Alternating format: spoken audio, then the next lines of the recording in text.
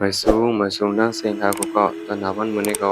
มีอาผมเจิงผีอันหนึ่งที่มาไขบอกรัดนี่พี่น้องเขาเนาะมีหนังปกหนึ่งเขาบอกมีหมู่บ้านที่หนึ่งมันได้จำหนองน้ำไว้ไว้ก่อนในหนองน้ำนั้นมีเฮือนหลังหนึ่ง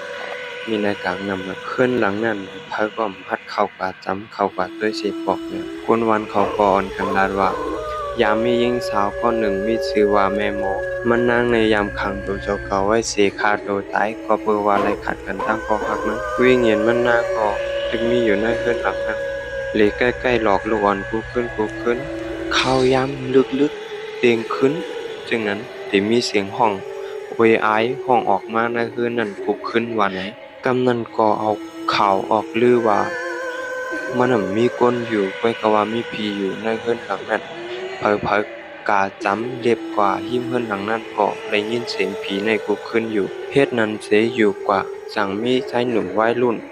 2-3ก็ยุ่มว่าลองผีในมีเตอะไรจังใครเข้ากว่าด้วยในกลางดึกขึ้นหนึ่งก้นวันเขาก็ยามลาแล้วว่าอย่าไปเข้ากว่าละ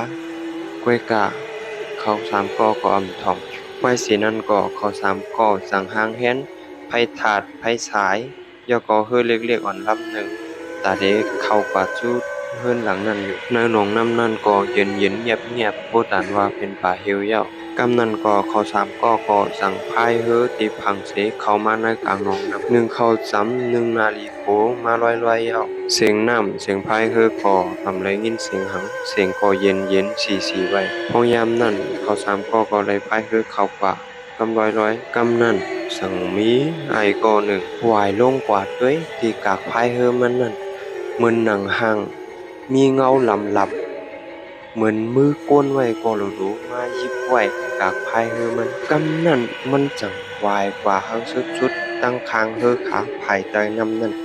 จังมียิงก็หนึ่งใส่เสื้อโค้ทสีขาวด้วยเขา3ก็อยู่เฮ็ดนั้นแคบตากำหนึ่งเป๊ะมันนางก็หายกว่าแปดกำเดียวเขา3ก็โผล่มาลอยๆเอาแหละถึงคินเนอร์พวกกีกว่าเสียงก้วยกะว่าเขาก็กึดจึกพายเข้ากว่าชู้เพิ่นหลังนั้นอยู่ติ๊กๆกำนันก็เขาก็ไล่กว่าถึงที่เพิ่นหลังนั้นก็เพื่อว่าเขาพะฮู้พะหันแลเขาจังได้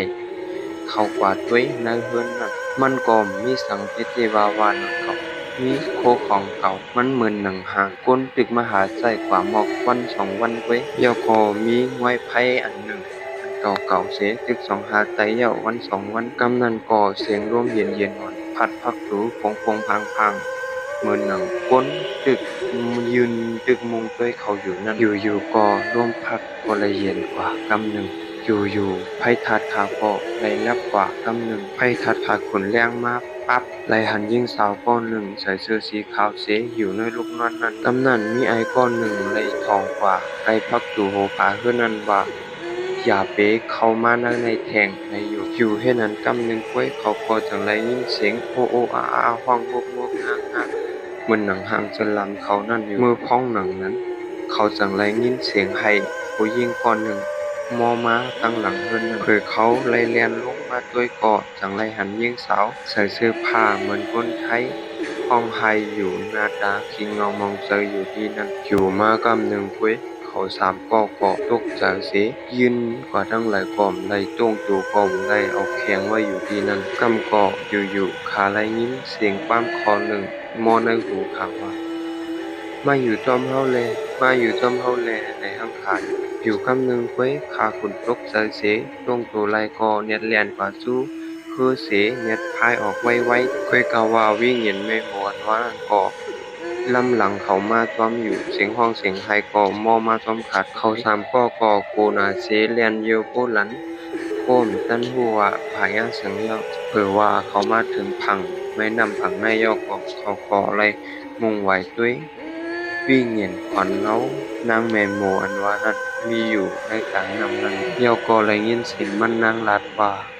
สองได้ทบคันเทียงนาในทั้งเขาก้นวานไล่หันเขาออกมาเยากอตัวสั่นเยียวใส่ก้นตั้งหมดเยากอมันสั่งลาแทงว่ามีเผอหันเขากว่าดีเฮือนหลังนั้นเสีย